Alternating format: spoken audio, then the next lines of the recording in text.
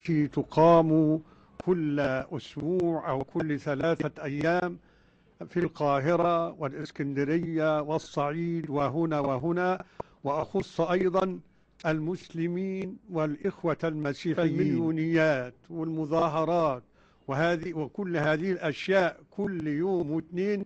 يجب على حكومتنا أن تمنع هذه المظاهرات وهذه التجمعات، لأن هذه التجمعات والمظاهرات توقف إنتاج البلد ومصانع البلد، وكل إنسان منا في حاجة إلى المال وإلى المرتب وإلى كذا وإلى كذا. فالحكومة يعني تأتي بهذه الأموال لهذا العدد الهائل يعني بالمليونات للشعب المصري، تأتي من أين؟